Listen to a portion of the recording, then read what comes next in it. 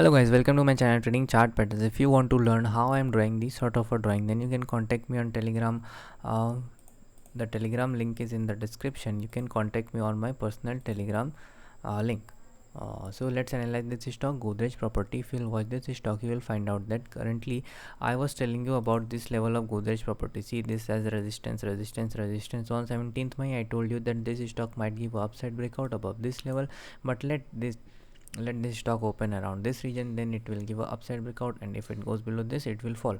What happened, the stock actually gave a breakout above this candle, okay, above these resistance line. This candle was a clear breakout candle of 900 of 915 19th May, and the stock rallied up till this level, okay, till this level it took resistance and then it fell down.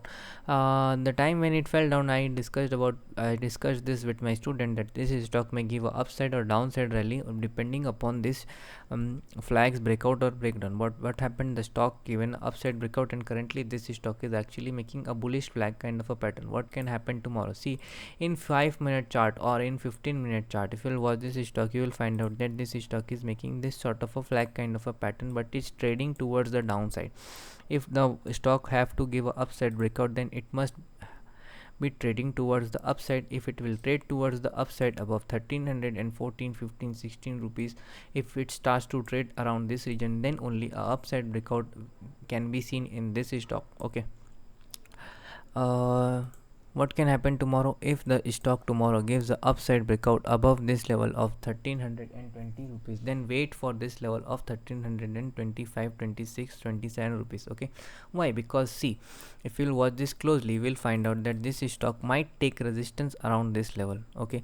This level, which is this level, this level comes around tomorrow's 1332 1333 rupees, okay. Oh, my mistake, my mistake, my mistake. Around this level of